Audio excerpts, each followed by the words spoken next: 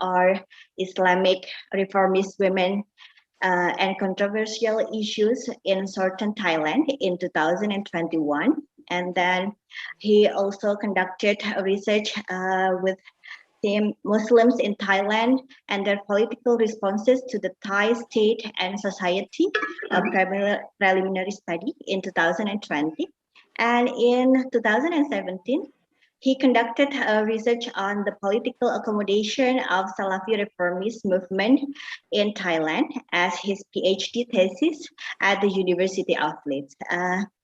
And then he also conducted research on managing local challenges through pragmatic approaches, how the Assalam Salafi Islamist movement accommodates Thailand's traditionalist Muslim society and centralized state, which was presented at the International Conference in Trans Encounters, Religious Educations and Popular Culture in Asia and Middle East in Philipps Universität Marburg, Germany in 2016. And of course, there are a lot more research done by our guest speaker today, Mr. Hafiz Salai, PhD, that we can surely expect to get a lot of insight about Islam in Thailand, both from historical perspective and also political perspective. Okay. And that's about our guest speaker today, and to all of our audiences. During the presentation, we will collect questions regarding the material. So should anyone have any question, please write in the chat box and we will discuss it with Mr. Hafiz Salai, PhD, in the question and answer session.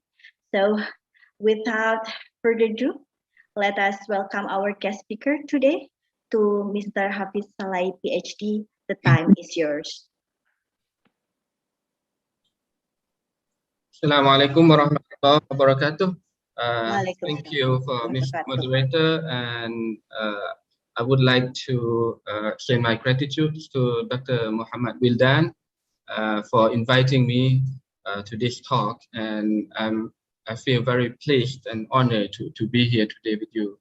I hope that in 1.5 hours I can bring you some, what you said, inside information, so at least you have some overview understanding of Muslims or Islams in Thailand, especially in historical and political perspectives. Actually, I have many slides. I try to go as quick as possible, but let me ask you about the translation. Do we need translation here? Or I can go ahead. Yes, you can go ahead. Go ahead. Yeah. So no need for translation, right? Yes, yes. All right. Because normally in Thailand, when we have a talk like this for our students, we need translations. The topic today is Islam in Thailand, and actually part of the presentation is from my thesis, PhD thesis, and also from some of my articles. But before we go into the details of this topic, I would like to present who am I. This is not, it's not about myself, but when I ask the question, who am I, it also represents the Muslim identity in Thailand. First, I'm Malay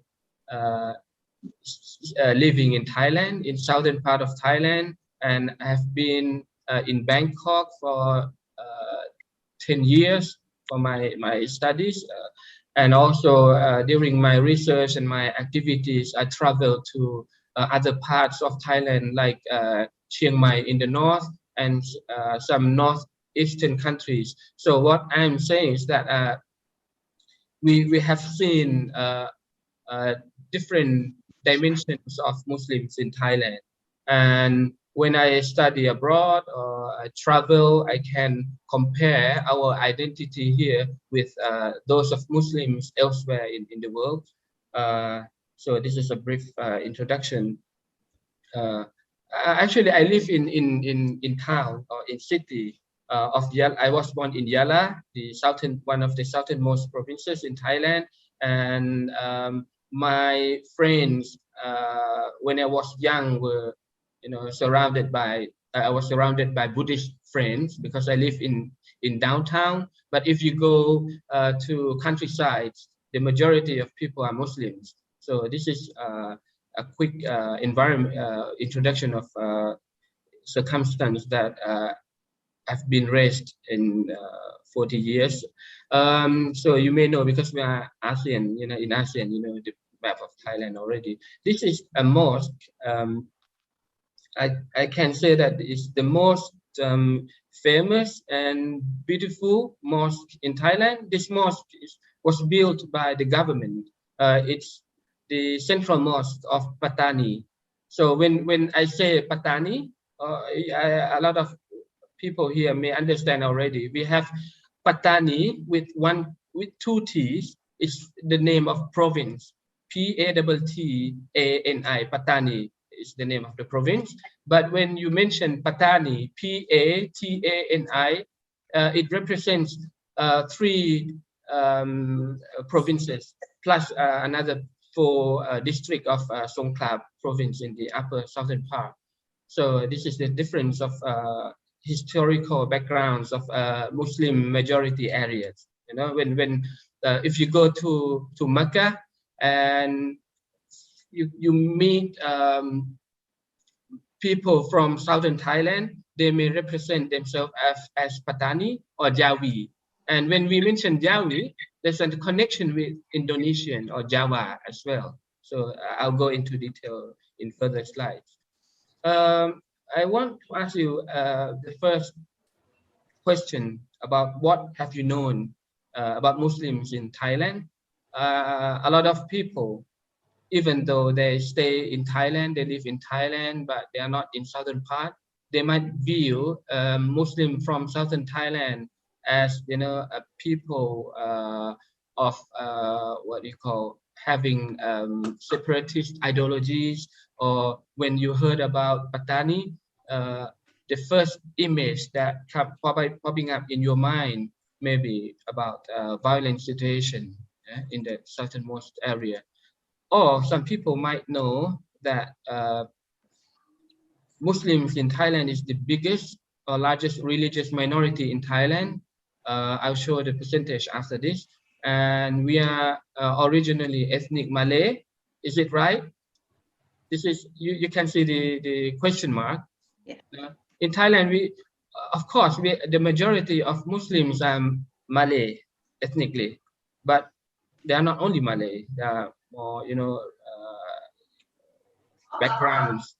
And the language we speak mainly is Malay, local Malay or Malay dialect. We call Bahasa Melayu or Bahasa Nayu. And the written form is Jawi. But a lot of people are still confused about the name of the language. They used to say, we speak Jawi, but actually Jawi is the huruf Jawi, the written form, the alphabet. And also the location and distributions of Muslim in Thailand. I think few people know that we have also Muslims in northern part and northeastern part as well, apart from southern Thailand. And a few of them also, they are also surprised when they know that there are a lot of masjid or mosques in Bangkok. I'll show you in the next slides. And another important question is that, is there any nuances or difference of Muslims in Thailand when we compare to Muslim in elsewhere, or in internal differences between Muslims in Thailand? And the last point is that what are the contributions or the links, connections between Muslims in Thailand and Indonesia? I'll show you just a few slides of this. This mosque name is Jawa Mosque. It is located in Bangkok, in downtown of Bangkok, and originally you can see from the name, Masjid Jawa is from Jawi, it's from Indonesian background, and we also we have been influenced by Islam from Indonesia. Actually, I should bring the second point on the first row. Muslims in the south originally migrated from Riau. This is one of the explanation that Islam came to Thailand originally from Riau, Indonesia. But some of the story or history said that Islam came to Thailand from the Hadramaut, from Arab, especially in Yemen. We can find some connections, and you may know in Malaysia, in Thailand, in Indonesia, we have in Thailand we call Sayyid people. Their name, what do you call the prefix of the name is Sayyid, but in Thailand, in Indonesia, I think they use a different one, right?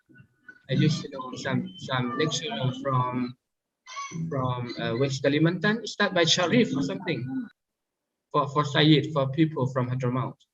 And also we have been influenced by the Islamic education, both traditionally, pondok, like pondok here, the pondok or madrasah. We have connection with Aceh, with some Indonesian scholars, and nowadays we have both what do you call the traditional Islamic educational institution called pondok, and also the schools that combined or integrated with modern science, as we call it, madrasas or private Islamic institution. And if you see the name of Ahmad Wahab, he's one of the pioneer of reformists in Thailand, but he was originally from Indonesia. He was the, what do you call, activist fighting with the colonization in Indonesia, and he migrated to Thailand in Bangkok, and after that he built a mosque, and the mosque and the network of the mosque he built was called after that as the new group, or Kaum Muda, or in Thai we call Khanak Mai or Salafi. So that's the first point that reformist or Salafi Islam has situated in Bangkok, in central part of Bangkok, and of course he's from Indonesia. And before we talk about Muslims in Thailand, we need to know briefly about the context of Thailand where Muslims live. The main pillars of Thailand's nation, religion, and king. Nation in red color, religion in white color, and king, you know, the boldest one in blue.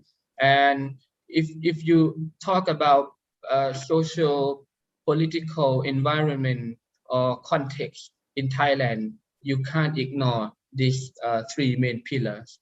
And the Thai state also consider Islam as one of the religion, the main religion of the country. Although Buddhists are majority, around roughly 90%, but Buddhism is not an official religion of Thailand. So it's still equal in terms of legal rights, the practice of people in Thailand. And one of the significance of Muslims in Thailand I want to quote here is the word of Omar Farooq, Professor Omar Farooq Bajunid. He said, it is ironic that although the Muslims are a significant minority in Thailand, historically, politically, culturally, and numerically, there seems to be a lack or dearth of good academic literature, especially in English, on the contemporary role in the Thai kingdom. So that's why a lot of scholars, interested in Muslims in Thailand and study it as a unique identity of Muslim, which are quite different from elsewhere, because we are minority in the country, but in the area, in southern area, we are majority. So it's quite complicated here. And just now I asked you the question that what have you known about Muslims in Thailand? Another question here is, what should we know about Muslims in Thailand? Do we live peacefully? We live peaceful coexistence with other elements of society, or how do Muslims negotiate their lives and their identities with wider Thai society? And are there any contributions of Muslims to Thai society? Of course, we live in the same society with our Buddhist fellows. We are not the second class of people in Thailand, even though some Muslims or some Buddhists view that Muslims are the second class. We are not the same as equal as other citizens of Thailand. But actually, my personal view, I don't think that we are minority. I feel that we have full citizenship like other Buddhists. So, but some people who in limited situations or under pressure, they might think differently. And also about the contributions of Thai states and society to Muslim. We give and we take. We not only ask everything from the state, but at the same time we try to give them as well. There are some slightly different in what do you call the nature of Muslims in southern Thailand and Muslims in Bangkok and elsewhere upward. In Thailand, in southern Thailand, the relationship between Muslims and the Thai state are quite negative. They are quite hostile due to historical war or something. I'll go further. So this is the main point that I will cover. And we have to start from the right idea here. When we mentioned about politics of Muslim minority in Thailand, it's not only about insurgency. You may see from the news, you may heard some dissent of Muslim against the Thai state. So a lot of people understand that the main issues of Muslims in Thailand are insurgency, but actually not.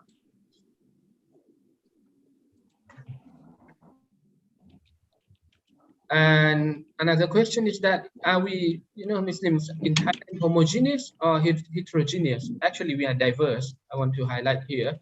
So these are the key points that I want to cover. So the topic, Muslims in Thailand in brief, who speaks for Muslim in Thailand, Southern insurgency in a very brief presentation, the roles of Muslim separatists, civil society, bureaucrats, and politicians, and the alternatives or choice of Muslim in Thai society.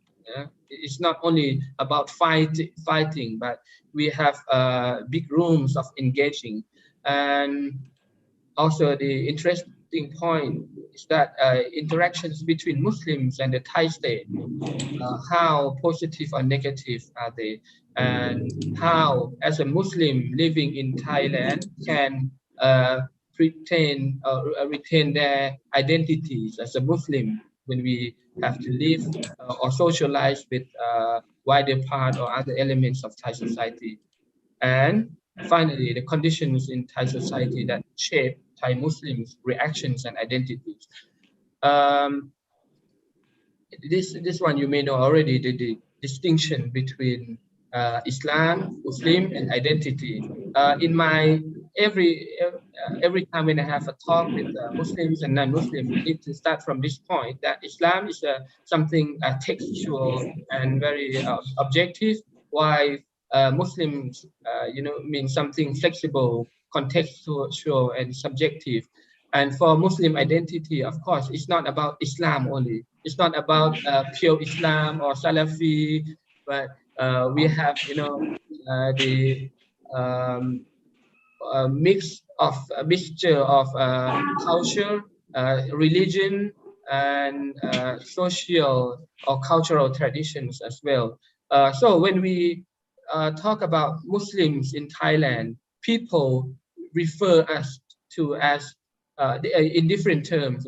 Kon Islam is the Thai term. Kon mean people. Islam mean Islamic people. But actually, when we say Islamic people, we don't use this term in English. But people call Muslim as Islam, Kon Islam, Islam people. And another term which is very interesting, I would like to elaborate here, is Khek. Khek literally in English mean guest. Someone who visit us, you mean guest. It looks like a positive term, but Khek actually in Thailand is a very pejorative or negative term. If somebody call me, oh, this is Khek, I don't like it, because it connotes or combine the meanings of guest, which is not local or indigenous people. It means we came from outside. We are not the original people here. And another Khek meanings refers to Indian, because Islam first came by Persians and some from Bengalis, from Indian backgrounds. So their appearance look like Indian, and Thai people call them Khek. So if Muslims in southern Thailand are called by Buddhists as Khek, there might be some, conflict between them. But if you go upward to the north or the northeast, they're happy to be called Khek. I was surprised when I went to one of the provinces in the northeastern, or even in Bangkok, when they went to Quranic class, we go to Qiraati, Tajweed in southern Thailand, but we go to Khek lesson, what do you call Khek books lesson, or in Thai we call Nang Siu Khek. So they recognize this term without feeling that it's a negative term. Or in another term, Islam Bangkok or Islam Bangkok, Bangkokian Muslims. This is the term that southern Muslim from southern Thailand call Muslims from Bangkok. And there are some meanings of cultural Muslim or Muslim who not practice Islam. So people from southern Thailand, especially in the past, they like they usually insult or look down some piety of Muslim from southern from northern part or from central part. But when I went to Bangkok 15 or 20 years ago, I was surprised. I found that they are more pious than us in southern Thailand, because they have to live with Buddhists that surrounded the masjid, and they have to strive to maintain their Islamic identities. And another term, this is the most typical term, is Orang Melayu or Orang Melayu. So this is what we call ourselves from Muslim in southern Thailand.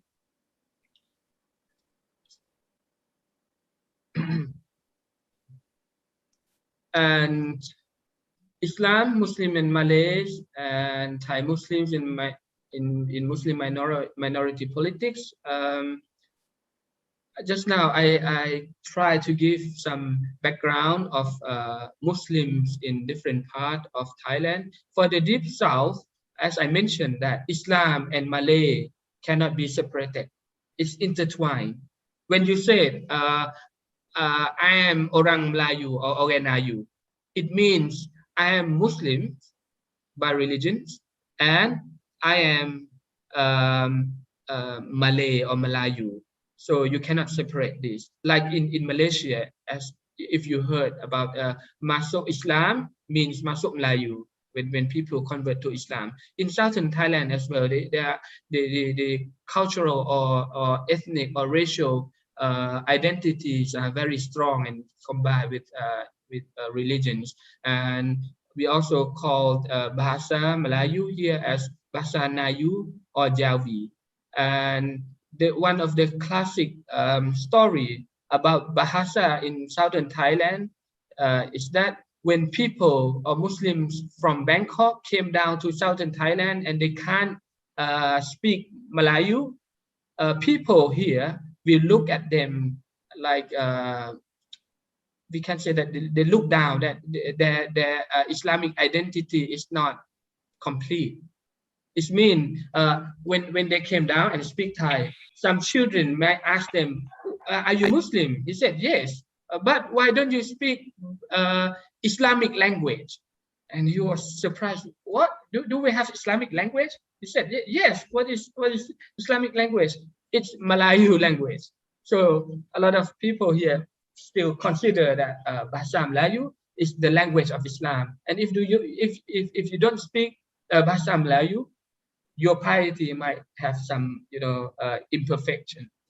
But now this kind of understanding has been improved, especially when people in southern Thailand has more interaction with wider society, especially the newer generations, when they have exchange their ideas on online platform, and also they came to modern institutions in Bangkok, in other parts of Thailand. And on the other hand, I think it's the same way as well. When Muslim view Buddhist friends, they combine the term, or what do you call, the religious and national term. They combine Buddhist and Siam or Siam in the past together. So when Muslims in southern Thailand call Buddhist friends, they call Oge Siye or Orang Siam. It means these people, Orang Siam is Buddhist for their religions, and their nationality are Thai, or the ancient Thai we call Siam. And a lot of people here, especially the Malay nationalist movement, still have the perspective of Siamese aggressor or colonizers. Even until now, the separatist movement still using this term when they have negotiation with the Thai government or the Thai state.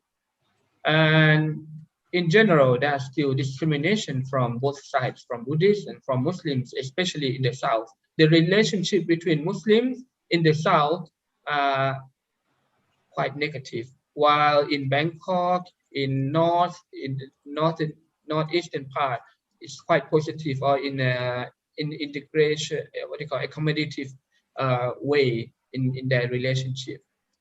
And this is the legal status of Muslims in Thailand. We change a lot of constitutions, but the article mentioned about personal rights and liberties in religious affairs still the same. It's still there. Like the latest one, the Thai Constitution 2016 mentioned that a person shall enjoy full liberty to profess a religion, a religious sect or creed, and observe religious principles or religious precepts, also exercise a form of worship. So I just want to summarize that a person is still, guaranteed or protected from any act of the state. They cannot intervene into religious identities or affairs. I want to summarize that for the Thai state, especially, we call it as a highly centralized Thai state. Is they don't have problem with Islamic identities, but they are quite hostile, or they view Malay identity or something, what do you call the Malay ethnic identity in a quite negative way, because they think that the Malay nationalist separatist movement try to strengthen Malay identity, to make people, be proud of Islam and Malay identities, and become loyal to Malay ethno-nationalist ideology and refuse the Thai identity. This is Muslim population. I try to find and update the statistic, but it's still the same as in 2009 or 2010. Muslims are considered 0.3% in Muslim world populations. So you can't compare with Indonesia. You have the largest Muslim population in the world, right? And in compared to other population in the country, we are around 4.6 to 12%, depends on the source. But roughly, we can say that it's around 5 to 6%. So not to be, to exaggerate about the percentage of Muslim here. And we have around 3 million Muslims in Thailand. And in terms of Muslim population distribution, the majority, the concentration of Muslim lives in southern Thailand in 5 provinces. If you go upward, you can see here, this is 5 provinces. The 3 southernmost provinces speak Malayu, speak Malay, and there are 4 districts of Songkhla who also speak Malay. But if you go to Satun and upper southern areas, they are also Muslim, but they speak we call southern dialect. It's Thai southern dialect, not Malayu. And when you go upward to Bangkok, the percentage of Muslim will be lower and lower. But in Bangkok, it's quite interesting that 9.4% are Muslims in Bangkok. And when we look at locations of Muslims, this is the map of Thailand, and this picture is Chinese mosque in Chiang Mai. Yesterday, my friend from the Philippines just texted me. He likes to eat soup eko. When he visit me in Patani, he always asks me to bring him to a soup eko restaurant. And he asked, "Do you have a soup eko restaurant in Chiang Mai?" I said, "Yes, there are a lot of Muslim foods in Thailand, in Chiang Mai. Even next to the Chinese mosque, we call Ban Ho. Ho mean the Hui, or Ho Muslim from southern China, or Yunnanese Chinese. So the northern Muslim mainly are Chinese Muslims and Indian Muslims. Their backgrounds are from Indians, Bengali, and also Pashtun or Pakistani. Not Pakistani, Pashtun. Yeah. And in the northeast, the main Muslim populations are Indians and Bengali backgrounds. They came with 2 hands. Yeah? We said in Thai term that they came just with 1 pillow and one mat for sleeping. But finally, Muslims become the elite of people in the northeast because they work very hard. They are like Chinese people. They came with 2 hands, and finally, they do business, and it's not like our Malay Muslim from southern Thailand. A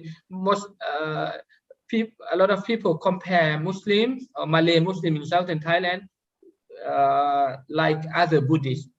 So Malay mean there's a joke, but it's not a positive joke. They said orang Melayu are people of malah. Malah mean lazy people, like easygoing or something like that. So you can see that even though Muslims or Indian Muslim came a few years ago, back in I think less than 60 years or 100 years in Northeast, but they become a rich man in that region. And a lot of member of the parliaments in the Northeast and the North or Central region, most of Muslim MP has Indian or Pakistani or Pashtun or Bengali backgrounds. And in Bangkok, of course, it's central part of Thailand. Malay, Indian, Persians, Arab, and Cham. Do you know Cham? Cham is from Cambodia. So I'll talk about this later. And in lower and upper south, there are a number of Muslims, concentration of Muslims staying there.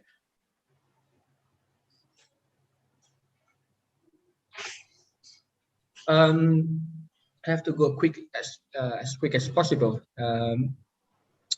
The history of Islam in Thailand there are different explanations.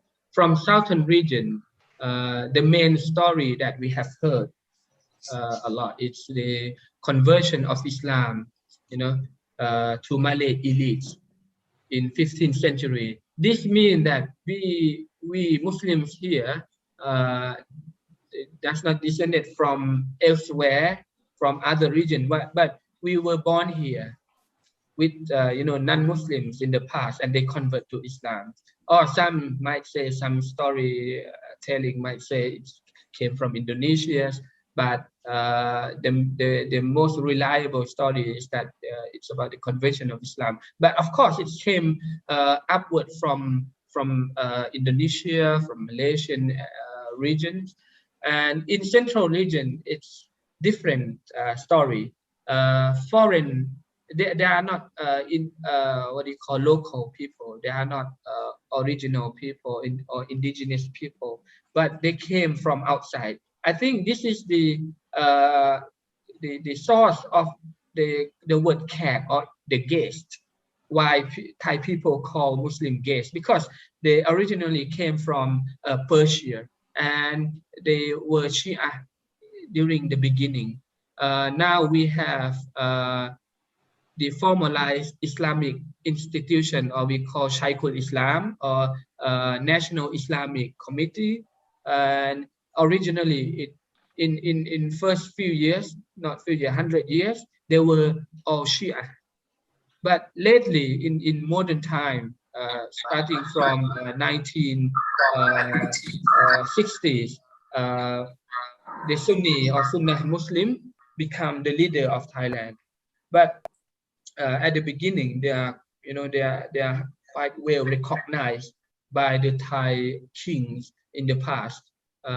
Some of them were leading the army for Thai kings in the past.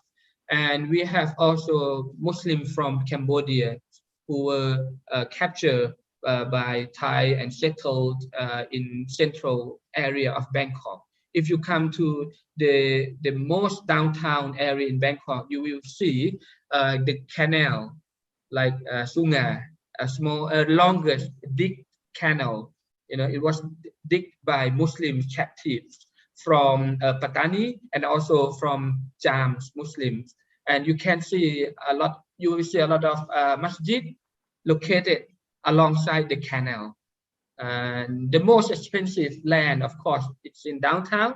It was previously owned by Muslims, but now a lot of them, sell the land and live in the outskirts area of Bangkok. But originally we Muslims, lived in downtown of Bangkok. And also in 1860, Bengali tradesmen, traveled to Bangkok, Chiang Mai in northern regions and other regions.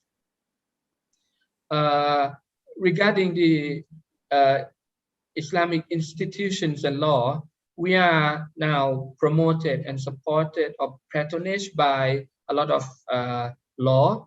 Among of them are the patronage of Islamic Acts in 1945, which gives authority of the Office of Shaykhul Islam, or we call in Thai Jula Ratchamontri, as advisor to the king.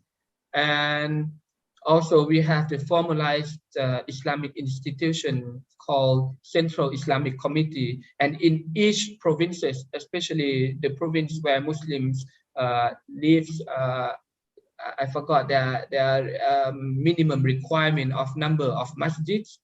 I think at least if you have 5 masjid, if I'm not wrong, you can register or you can established the body of Provincial Islamic Committee. And also we in southern Thailand, especially 5 southern provinces, we employ the Islamic marriage and inheritance law since 1946. And recently in 2002 and 2008, we have Islamic Bank Bill. Now we have Islamic Bank, and also the some movement about or dynamics about hijab has been guaranteed by the law as well. The starting point was the Ministry of Education order in 1997 on student uniform. There were controversials about hijab in schools, in universities, in workplace like hospital. Even now, there's still, you know, a lot of case about Muslims conflict with Buddhist, what do you call, workplace. But of course, we are guaranteed by the law and order.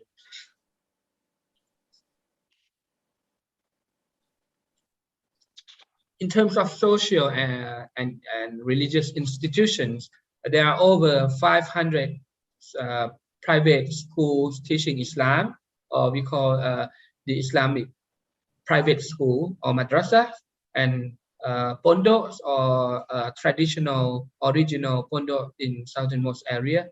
And we also have more than 50 modern Islamic schools in other regions, and 3,500 mosques all over the countries. Around 2,000 are located in 5 southernmost provinces. In Bangkok, there are almost 200 mosques. So this is a quite surprising number. But as I mentioned, that the history of Muslim in Bangkok came from the war captive from Patani when the Siamese army defeat Muslims in Patani. They brought some of Muslims as a war captive to dig the canal and live in Bangkok. And so there are still some Islamic boarding school as well in you know, all over the countries, around 2,000 tadikas. I'm not sure, do you use this term in Indonesia? Taman Didikan Kanak-kanak. So this is, yeah, we have around 2,000 tadika. And in Islamic higher education, we have one private Islamic university. You may heard about Fatani University, or previously called as Yala Islamic University. And also in the public universities, we have the Faculty of Islamic Science or Faculty of Islamic Studies in Prince of Songkla University. Here, my faculty, just the building next to my Faculty of Political Science. And in Narathiwat, Ratchanakarin University, there are also the Faculty of Islamic Studies and Arab Studies, something like that. And one Islamic bank, 3 Islamic window, Takafu in what do you call, conventional bank. And we have more than 20 Islamic cooperatives, and they create networks and association of Islamic cooperatives, which is quite strong now. And in terms of da'wah or Islamic propagation, it's quite free in Thailand. You can see that there are 4 main Islamic TV channels teaching religious affairs. They talk about Islam. Some people, some channel has what do you call the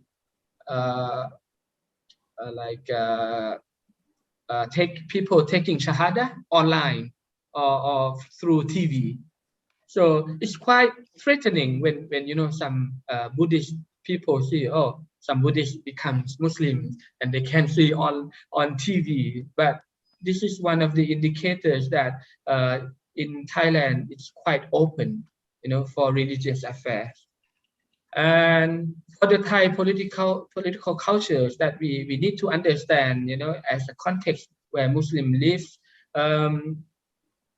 in Thailand, it's monarchical kingdom under democratic institutions, and it's, as I told you, that it's very centralized. Everything has to especially under the military rule, military junta, it's become very conservative.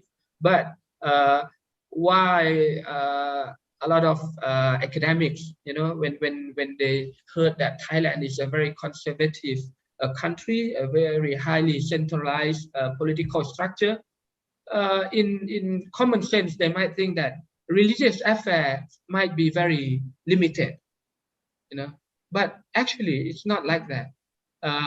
They try to legitimize their order or their power, that the king of Thailand are open to all religions, and the king are the patronage of Muslims. So we have a lot of examples that Muslim has some what do you call, some special rights or some privilege than their Buddhist fellows. And in southern Thailand now, where Muslims are majority, Buddhists are minority, and Muslims receive a lot of opportunities from the government, especially under the conflict situation. Now, Buddhist people who are minority in this area try to speak out, try to ask for special quota like Muslim fellows get from the Thai government. Like what Dr. Wildan mentioned at the beginning about the Hajj quota that I received.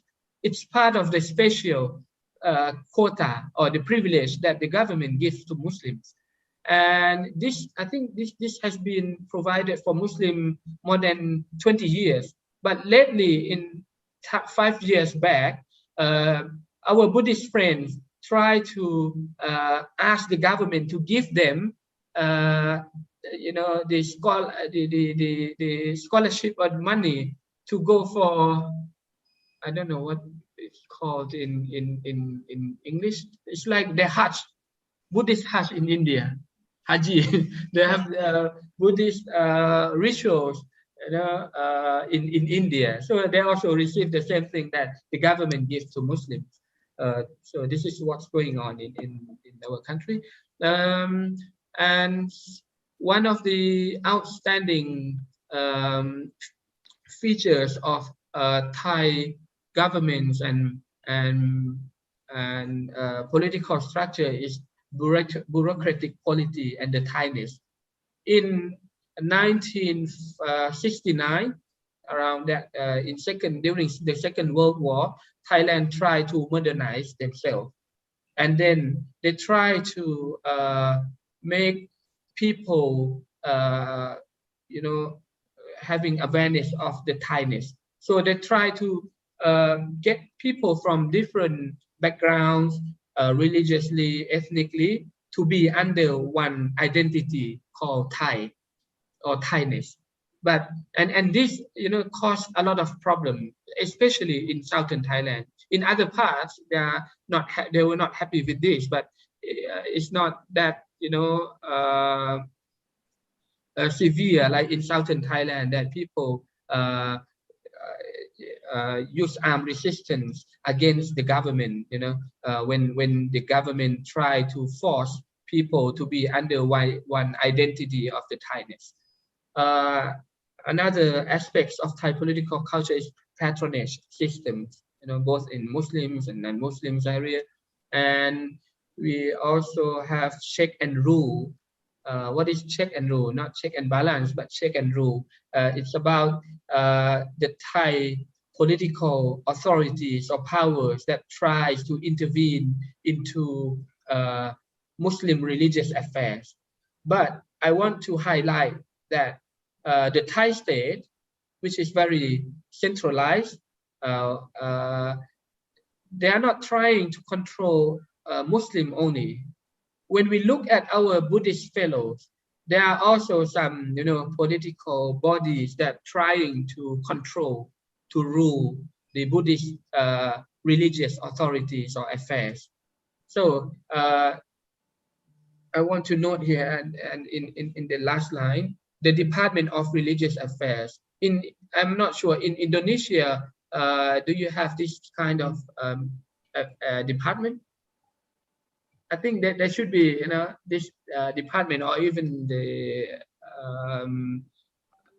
ministry. The interesting point is that the Department of Religious Affairs, which supposed to be in some, Ministry of Culture or something like that, but in Thailand it's under. Can you guess which ministry control Department of Religious Affairs? Ministry of Religion? Religion? No. No. It's something very political. So it's under Ministry of Interior. Oh. Can you figure? Religious affairs. It should be under Ministry of Religions or Culture or something. In not very hardcore. But in Thailand, it's under Ministry of Interior, so that they can control religious community. This is the reason. Yes. And when we select our leader, or we call Shaykhul Islam, it's also managed by Ministry of Interior, and also actually it should be off record. It has been interfered by political parties when you choose Muslim leaders for religious affairs, and this is realistic. And the transition periods of Thai politics, I will go quickly. Just bring something that Muslim were part of them. The famous political revolutions to the constitutional monarchy in 1932, which try to what do you call? We can say that it's a revolution that limit the power of the monarchies, and one of the activists or movement was Muslims. His name is Cham Promyong. He has a religious background, educational background from Egypt, and he received some reformist idea from Muhammad Rashid Ridha and Islamic reformists in Egypt, and he has a very progressive view. But unfortunately, his friends, who used to be the prime minister as well, Pridi Pranomyong, was ousted by the military, the coup in 1947, and from that period, Islamic institutions become passive. But actually, this guy Cham Promyong, if he could continue his power as a leader of Muslim during that time, I think the picture or image of Muslims might be different from nowadays, because nowadays in general Islamic religious institutions are quite, what do you call, not very social associated. It's like rituals. It's about masjid, but the progressive views mostly came from civil society and people, and nowadays they force Islamic institution to adjust themselves, to be more social, or to be the center of Muslim society, not only in religious affairs. And one of the transition points in Thailand that affect Muslim was that in Thailand constitution in this is in Buddhist year in 1997. I'm not good at mathematics, but yeah, in 1997 is the most democratic institution, and from that constitution, Muslim enjoys their rights. The Islamic Bank came from that institution. The hijab also came after that constitution. But in 2006, there was a coup in September, and people might think that Muslim rights will be more limited. Of course, the Buddhist righteous wing try to pressure or force the government to declare Buddhist as an official religion of Thailand. But now, they are still not successful to make Buddhist become the main religion of Thailand. So Muslim rights still, are still guaranteed, but due to the very conservative government, in some aspect, we might be affected as well. Okay. Excuse me, can you make it fast? Because Okay. I'm sure there are a lot of questions from the Okay. audiences, so Yeah. we have enough time to discuss. Right. Okay. Give me around 5 minutes. Is it? Okay. Okay. Yeah. Because we start a bit late, around Yeah. 5 minutes.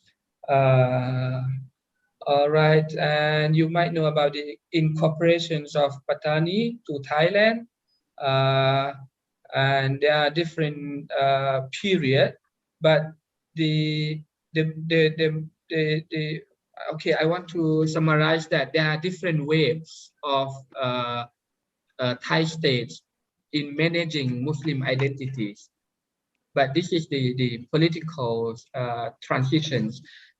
When the Thai state try to manage Muslim, there are both indirect and direct ways to control Muslim. But one of the historical events, or what do you call, the policies, the campaigns that affect the relationship between Muslims in southern Thailand and Bangkok, or the Thai government, is that the assimilationist policies, or the Thainess, the statist campaign during 1939 and 1942, in which the Thai state tried to force everyone to wear or dress in the patterns that I'll show you after this. And they try to manage Islamic institution through patronage Islamic Act. Masjid, Islamic schools has to be registered with the government, and this was viewed as the menacing of what do you call it? Muslim feel that it's quite they feel offensive when the Thai state did like that. And for managing Islamic education, some of the Islamic leaders turn their back from the government and hold the arm to fight against the government after 1960s. And this is the picture. I'll translate quickly. It's the topic is Thai cultures, or the culture of Thailand. They said, don't do this. Don't wear like this on the left side. They ask, or they force people to stop wearing their own, following their own cultures, and force people to wear like the right side, right box, to be, modernized. So people cannot wear kapiyo or hats, cannot wear sarong, but they have to wear, formal shirts. And so this caused a lot of problems in southern Thailand. And how do Muslims respond to the Thai state? There are different ways that Muslim respond to the Thai state. Confronting or armed resistance, as you see, is depicting by the separatist movement. But there are a lot of space that Thai Muslims try to engage or accommodate or negotiate their identities with wider Thai society. And another way that Muslims try to survive in Thai society is that they try to integrate themselves and losing or sacrificing their identities, which I term it as assimilation. In the Deep South, okay, we don't have time, already about the conflict, the root cause. There are many root causes, and I'll skip this. There are now, I think I haven't updated this, there are already 7,000 deaths and more than 17,000 incidents, and 15,000 injured. And okay, I'll skip this part.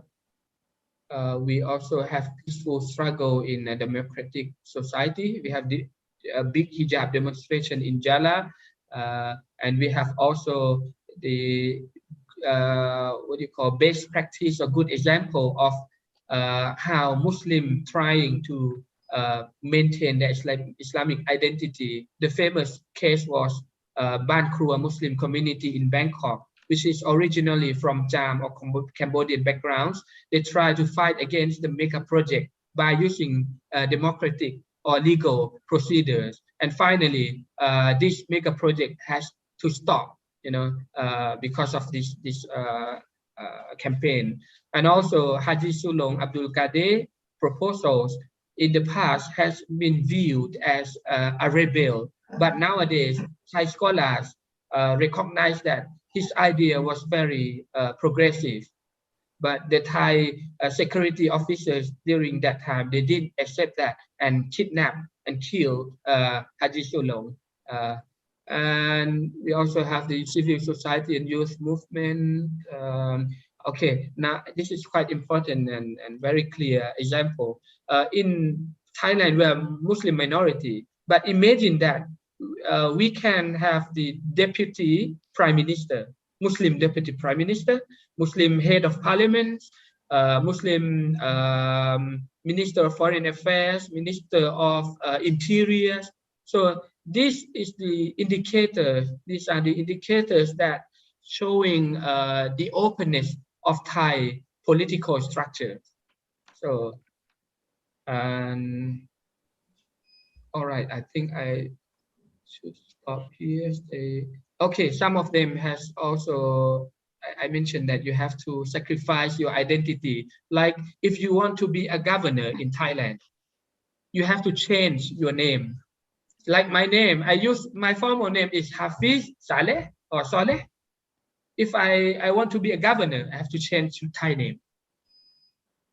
But it's not written in law, but people, if you want to be in a high ranking, position, especially in security sector, in police department or in the military, if you have local Malay or local Arabic names, it's quite hard for you to get selected as a leader. But something has changed, has been improved now. And this is the example of, this is not temple, but it's masjid in Bangkok. It looks like temple. So they have to sacrifice their Islamic identity to be survive, in Bangkok. This is the canal, the longest canal, and masjid located near the canal. And in Bangkok, you can see a lot of masjid showing the portrait or pictures of the king and the queen, especially the late king. And this is the princess visiting the mosque, and the late king visiting mosque in Patani, and he sat on the mimbar. All right, I think it's time for Q&A. Okay. Yeah. Okay. So thank you, Mr. Hafiz Salai, PhD, for the great presentation. I know there are a lot more you want to share with us, but because of the limited time, we have to open the question and answer session. But before that, dimohon kepada Bapak dan Ibu peserta Biweekly pada siang hari ini untuk mengisi presensi yang sudah di-share di chat box. Okay, so I will read the first question. Do you want to answer it one by one, or do you want to collect all the questions? I think it's better to collect all the questions and answer together. Okay, so there are two questions from Pak Imam Nawawi. The first one is, what is the oldest Islamic manuscript ever found in Thailand? That's the first one. And then the second is, what are the most authoritative websites or organizations providing all about Islamic history in Thailand? That's the second. And then there are also questions from Alvara from UIN Sunan Kalijaga student. Wait. Okay, so he said that she once heard a news about Islam in Thailand, that in Thailand there is a multi appointed by the king to coordinate with Muslim leader throughout Thailand. So her question was is what does every religion in Thailand have a mufti who acts as a coordinator for Muslims in their respective regions? So there are 3 questions from 2 audiences here. Thank you for the questions. Starting from the last one, the easiest one. We don't call it Mufti, but we call it Shaykhul Islam. Shaykhul Islam or Jula Rachamontri, which was appointed as a Muslim leader, but actually it's not a spiritual leaders. You know, some especially in southern Thailand in the past or even now, most of religious leaders in southern Thailand are not very, they don't recognize or not will recognize the leaders as their spiritual leaders, because most of the leaders who were appointed were from Bangkok, except the last one. He was from Songkhla, but he speaks Malay, but his main language was Southern Thai dialect. So people from Tiga Wilayah or from 3 southernmost provinces, they don't feel that this is their leaders. But it's, you know, of course, it's like a mufti or Islamic official leaders under the Ministry of Interior. And also the question was that do other religions also have the same position like this, right? Of course they have. In Buddhist they call Sankharaj, and they have also the Buddhist body of religious affairs. And for Christians, they also have the same positions and bodies like this. But for other religions, I haven't heard about that. Like Sikh or Brahma, it's not very clear. And for the first or the second question, so you asked about Islam, the authoritative Islamic website that you as Indonesians or as foreigners can serve and see what's going on in Thailand, right? Yes. Unfortunately, we Thai people they mainly use Thai language for the central part, and the new generations they speak Malay, but they cannot write or read Jawi. So the main source of Islamic websites or Muslim websites are in Thai, or in southern Thailand there are more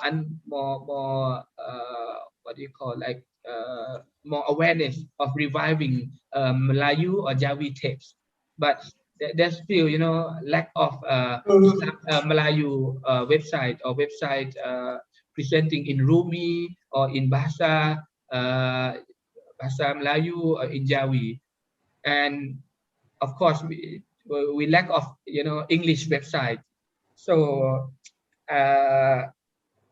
for now I don't have the answer for the website that you can access and understand by reading English. But the main website, we have Islam in Thailand. Most of the sources on that website is about Islamic lessons. Or we have a website of Shaykhul Islam. You may search Shaykhul Islam, and there are some English pages, but it's not that very in detail. So yeah, sorry for this. And the first question, what's the question again about Islamic manuscript? Can you revise it? So what is the oldest Islamic manuscript ever found in Thailand? Ever found? I don't understand the question. Sorry, can you clarify? He asked about the manuscript in Thailand, the first one found there. Not Jawi, right? the Thai language or Islamic manuscript? Islamic. Islamic. We when I just now I mentioned about Jawi, huruf Jawi, but I'm not historian, so I cannot give the exact time that when Islamic manuscript has been used. But of course, it came from Indonesia. Oh. Because you said Jawi, huruf Jawi, not huruf Melayu, and they use Arabic alphabet, but we have our own dialect. Like I'm not sure in Indonesia you have the alphabet like Ngo. You have it? Yeah. We have that kind of, we call it Arapegon. Yeah. Yeah. In Malay or Thailand, you call it Jawi. Yeah. We know also Jawi. I mean, but more familiar with the Arabic, Pegon Arab. Yeah. And the situation is that if you don't study in Pondok or Ponok school, you cannot read huruf Jawi. I learned from Tadika in the past. We can read some very simple words, but I can't read Jawi book because I studied in the modern school, and also a lot of people can read Jawi, but when they have to use Bahasa Melayu in public, it's very hard for them now to speak in front of the public, the mass, and use a proper Malay language. Some of them mix with Thai. So, but now there are some attempts to revive those Jawis, and my Center of Southeast Asian Maritime States try to support this attempt. We in the next month we are going to organize a meeting between Islamic or Muslim scholars in southern Thailand to create a modern Islamic Jawi manuscripts, because now we lack of Jawi books, except some very old kitab from our scholars, and now they try to make this become the language of online platform. So this is the attempts to revive some local assets. Okay. I hope that can answer the questions. And is there any other questions from the audience? Maybe you can speak directly to our speaker. Boleh? Yes. Halo? Yes. Yes, Pak. Ini ada lagi nggak? Kalau nggak ada, saya... Ya, silakan Pak. Oke. Silakan Pak. Selamat siang. Ya, selamat Mas siang. Hafiz. Awak cakap Melayu boleh nggak? Boleh sedikit. Boleh sedikit. Melayu, tapi bahasa Indonesia kurang sih. Cakap Melayu, saya boleh Melayu. Oh. But I would like to use English. Okay. It's better. Tambahan bahasa Melayu. Langsung saja, directly I would like to raise some 3 questions. First, do the Thai Muslim in southern Thailand still have the idea of separatism or become an independent country now? This is the first. The second, could be understood? Yes. The second one, what are Thai Muslims like? Whether Sunni Muslims who follow the Shafi'i Mazhab, for example, like Indonesian or Salafi Wahhabis. And the third, or the last, I saw on YouTube that in Bangkok, Islam is growing there. Yeah. And I read that there are already about 10,000 Jama'ah or congregation. It is right or wrong? You mean Jama'ah? Shia. Oh, Shia. Shia. Yeah. I saw on YouTube that Shia is spread and grow in Thailand, in Bangkok now, and have around or about 10,000 congregation or jama'ah or followers, according to the news that I could hear or listen to the YouTube. Okay, thank you. Saya Pak. Okay, silakan Pak Wildan. Yeah. My brother Hafiz. I have two questions. Yeah, the first is about the the case of Takbai. Oh, Takbai, yes, Takbai. Yeah, I'm just wondering about that a similar case would happen again in the future. I mean, the case like Takbai in 2004. Yeah, Takbai, yes. I mean No pressure. the tension is getting getting, how to say, decreasing or increasing. Then the second is still relevant to the first question, whether the tension between this is not vertical tension, but maybe social tension between Muslims and Buddhists in southern part of Thailand, whether it is also related with economic reasons or factors. Because we have also some years ago we have some Thai students in Indonesia in my university, and I saw there are also from quite middle class Muslims there. Okay, thank you.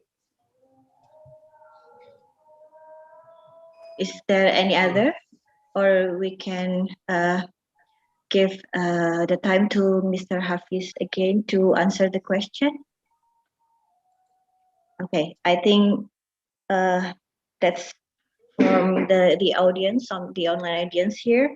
So maybe you can answer whichever you like, the last one or the first one. Okay, I can start from the first one, from Pak Prodi, right? Yeah. Okay. Yes, my name is Prodi. Yes. Okay, nice to meet you. Alhamdulillah. The first question about the idea of separatist movement, whether it still exists in southern Thailand, right? Oh. The question. Oh, yes. So my answer is yes. It still exists, but it's not. I can say that less than 10% of the people from southern Thailand, or even lower numbers. But these people has formed themselves as a separatist movement since 1960s, especially the active organization like BRN, Barisan Nasional. What do you call BRN? Yeah, the one of the armed group. Actually, there are a lot of separatist movement like PULO, BNPP, BIPP. Like in the Philippines, they have MILF, MNLF. So we have BNPP and BIPP. But the most active separatist movement nowadays is the BRN, and the BRN nowadays is trying to coming on the table or negotiation table with the Thai states, which is a good sign, good signals. And they are not many in numbers, but they have strong, not political powers, but military strength. They can,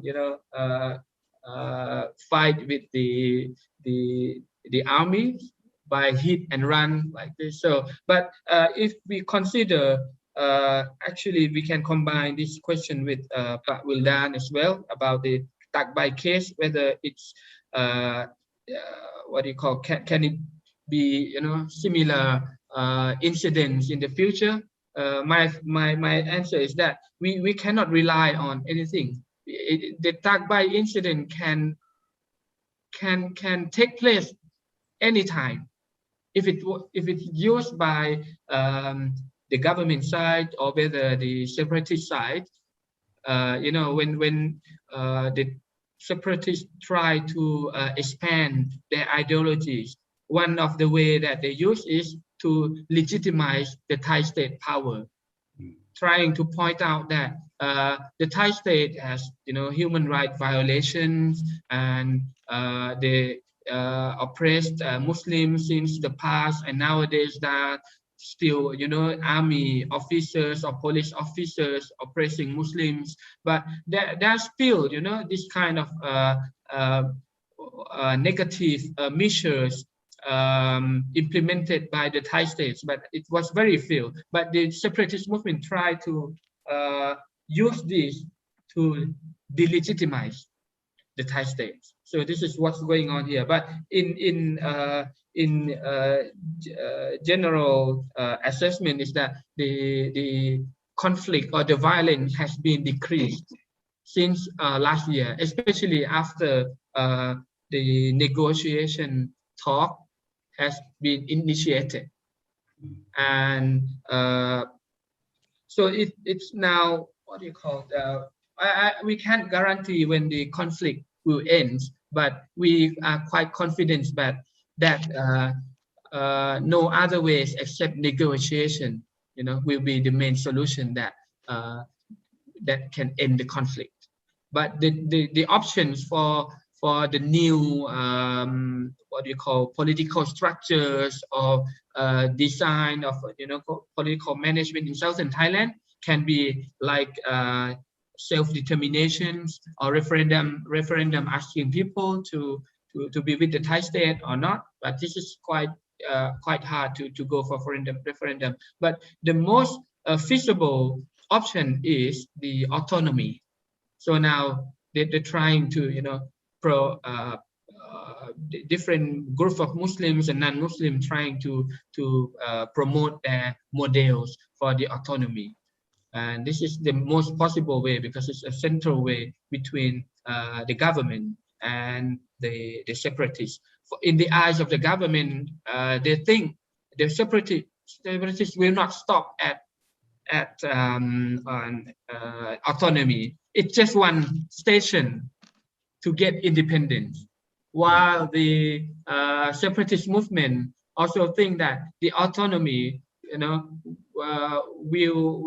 cannot, what do you call, the government will not allow people in southern Thailand to have their own rights or have their own what do you call, local incomes by the political administration bodies, something like that. And for the to summarize the first question, is the answer is yes. There's still separatist ideologies, especially amongst local people, but they live together with people. We don't know what the majority of people think. Let's imagine like this. I live in the community, let's say, and one day the military officer came. I have to, abide by the law, follow them. They ask me to do anything, I have to follow them. And the next day, the separatists came and they run away from the police and want to stay in my house. Can I refuse it? No. So it's Muslims. They are Muslim. I have to help them. So it's like like this. But if we ask, if we combine with the new trend of the southernmost provinces, I think what people think is about their economic issues. They want normal life. They want to travel to nice places, beautiful places. During Hari Raya, we can see a lot of Muslims travel to Songkhla, to Hat Yai, to the beaches. They want normal life like this. They want to apply for government officers. Now, during the examination for the position of the government officers, a lot of Muslims in southern Thailand went to the exam rooms. It means that they want to get the money from the government. So this is the major picture, yes. And about the religious creed or sects in southern Thailand or in the most part of Thailand is, of course, it's mainly Shafi'i. And there are some Hanafi in Chiang Mai, in northern part, because they're from Chinese background, and also from Bengali and Indian Muslims, they're Hanafi. but for Maliki and Hanbali, we don't have it. But we have like Salafi. It's a small number, which is influenced by the Hanbali and the Maliki as well. And so yeah, the majority are still Shafi. But in a broad image, people think that the Salafi or the Reformists has a very high number, but actually not. They're a small number, but they have media in their hands. So a lot of religious da'wah has been, promoted by the Salafi. But there are also internal differences between Salafi. The Salafi reformists. This is one of my PhD thesis. The Salafi reformists, like the one who accept the ideas of Muslim Brotherhood, and we have also the more narrow, rigid Salafi groups. And these two groups, they are both Salafis, but they fight each other online, on online media, on televisions. They exchange their criticism publicly. So this is what's going on. And also, of course, there's conflict between the Kaum Tua and Kaum Muda, the traditionalists and the which one I show you? Okay, forget about it. The traditionalists and the reformists. And another question about the growing of Shiism or Shia. Yes, you have the right answer. I can say that there are, I'm not sure, but approximately 10,000 or up to 10,000 in Bangkok, in Nakhon Si Thammarat, which is in upper southern part, or in Satun, or even in Yala. There are some Shia, but it's not that much. But now okay, I would like to give you about a broad picture of Shia in Thailand. Islam came in the past through Persian traders, and they brought Shia, ideology. But those Shia descendants now, they are not very practiced Muslims. Some of them become Buddhist. They become Buddhist elites. One of the big families, what do you call surnames? It's called Bunnak. It's a very famous surname in Thailand. They are now no longer Muslims. They are Buddhist Bunnak families, but they are very well recognized by Thai people. And another what do you call descendants of Shia, they are still Muslims, but they are cultural Muslim. They are not very practicing Muslim. But the Shia, Prodi mentions, is not from the past. It's directly from Iran, from Qum. They give scholarships to Muslims in Thailand. They go back and come back here and promote the Shia ideas. So, but they are still very minority group in Thailand, and their main conflict took place with the Salafi rather than the traditionalist one. But most of the Shafi'i-based scholars in southern Thailand reject Shia as well. And to the question from Wildan, I answered about Takbai already. That there's still possibility that this kind of incident can occur at any time. The conflict has been reduced, but we cannot guarantee that this kind of incident wouldn't happen again. And tensions between Muslim and Buddhist, it's like the issue of Islamophobia, right? Yeah. If you ask me in last 5 years, I would have no idea about this, because we couldn't see the idea of anti-Islamic idea in last 5 years. But it was imported by, I think, 2 sources. The first source is from Burma. You may know the Viratu monk.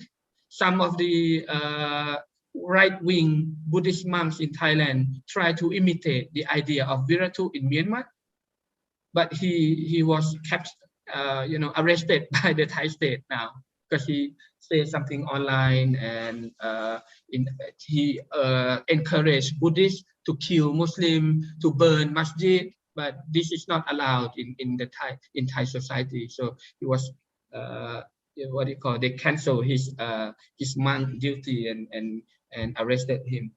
And another source is from Western source. You might see like people organize the marching against halal industry or the construction of mosques in Northeast and in Chiang Mai. But I try to, as Muslims, we have to be fair. I try to understand why they organize this, why they are against us. Of course, they don't know. They receive a very fake news. Some of them believe that there are more than 50 MP and senators who are Muslims in Thailand, but actually it's around 15 or 20. But they exaggerate the number, and they view that halal industry might make people become all Buddhists. So this is not on the realistic foundations. And also, when the masjid in Northeast or in the north part has a plan to build, they come out and march to work against that. But before they're doing this, around I think 7 years ago, there was an attempt from the Thai state to build a big Buddhist center in southern Thailand, and Muslim scholars, came out, and they were against this. So people elsewhere in Thailand feel that why they want to practice Buddhist in southern Thailand. They are minority, but they have the right. They have the right to build a big Buddhist center. Then when we have a plan to build a masjid in Buddhist majority area elsewhere, they come out and protest it.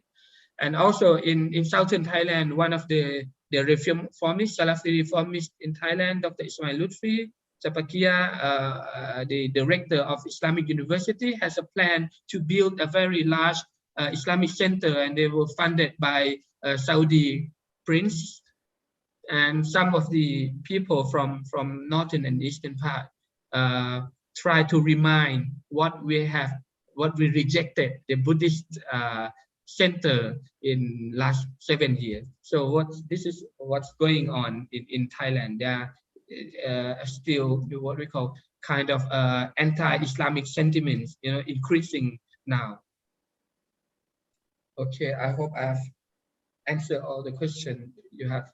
You can ask more if I haven't answered it. Okay, there is still one question here in the chat box. I will translate it for you about the autonomy, how autonomy of Islamic development in Pattani from the government of Thailand so far. Can you elaborate about the autonomy? You mean the autonomy that hasn't in Pattani? In Pattani? Yeah. Not authority, right? I mean, we don't have autonomy now. Oh, yeah. So yeah, the local authority there about the Islamic development. All right. Okay. When we talk about Islamic bodies, there are different dimensions.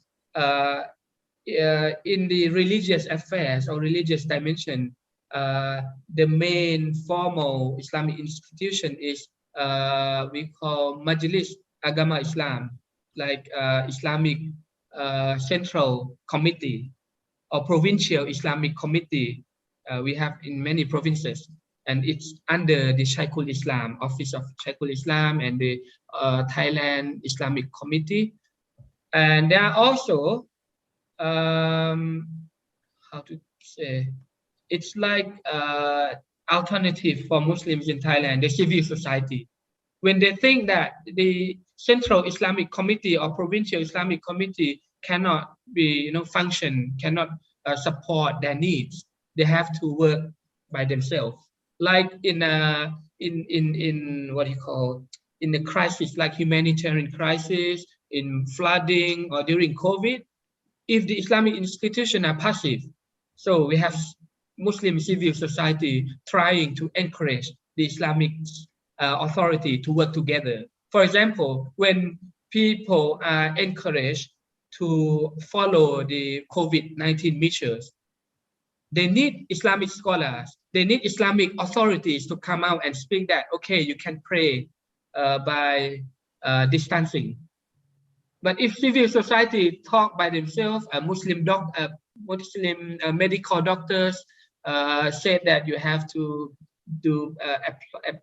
employ social distancing and even in the prayer, without the declaration or the statement by Islamic committee, people wouldn't follow. So now they try to combine between Islamic medical doctors, Islamic civil societies, and Islamic authorities. This is a good trend, a good signal that we can see from, especially after the COVID-19 incident crisis. Okay. And actually, there are another question that has not been answered about economic development, right? I think. Yeah. Whose question was that? It was from Prodi Magister Bahasa Arab. I think about Islamophobia, right? Pak Wildan asked about this. Yeah, I asked you about it, whether the tension also related to the social and economic differences between Muslim and Buddhist. Yeah. The Yala, Patani, and Narathiwat are one of the, the poorest province in Thailand. Is under the standard line of poverty. In Narathiwat, Patani, Yala, a lot of people say, because we are self satisfaction, we don't like consumerism or something like that. But when I teach here in PSU, I can sense that our Muslims here are in difficult situation. A lot of students from countryside, they are very poor. But there are also difference within Muslim society. So we have a good or rich Muslims in southern Thailand. Muslim business are growing more and more in southern Thailand, while the people who are poor has been increased as well. And compared to other regions, yeah, of course, the answer is that you can see from the poverty line of 3 southern provinces, and also the educational standard. During, I don't know, when you have national exams, students from 3 southernmost provinces are in the bottom line as well. Although we have some, bright Muslims who can be on the top of the list, who can enter national universities, famous universities, but the majority are still lagging behind. Yeah. Especially during the conflict situation. Imagine when the school start normally at 8 till 4 p.m. in the morning, but in conflict area, you have to start a bit late, and a student has to quit the school, finish the school earlier than other areas. Also, a good quality of teacher, they don't want to come to conflict area. So this, make the educational education in southern Thailand more worse than before. Yeah. Okay. What an interesting discussion, but we are very limited in time. I'm sure there are still a lot of questions from our audiences, but because we are running out of time, maybe do you have a brief closing statement to close? Just want to say thank you for everyone who joining this session today, and especially the organizers, Dr. Muhammad Wildan, my fellow. I met him in Germany and once in Yogyakarta. And yeah, inshallah, we will And have once in more Bangkok, discussion. we met in Bangkok. In Bangkok as well. I forgot. Thank you for Ms. moderators and all question. It's a very, active interaction today. We have, I think, almost 10 questions, a lot of Yeah. questions. Okay. Okay. Thank you. So before we close, maybe we can take a group picture together, which will be led by the host, maybe to Mbak Leili. You can lead the group picture, and to all the audiences, participants, can you turn on your camera?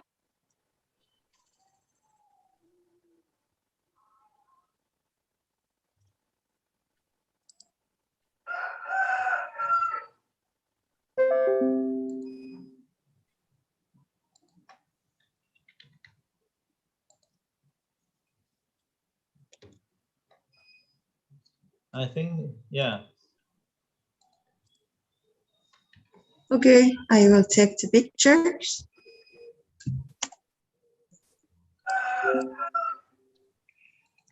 Okay, 1, 2, and 3, and Already? the other pages. Smile, please. Okay, thank you. Thank you, Mbak Leili. Okay. Thank you very much, our guest speaker today. What a great honor to have a chance to have a discussion about Islam in Thailand.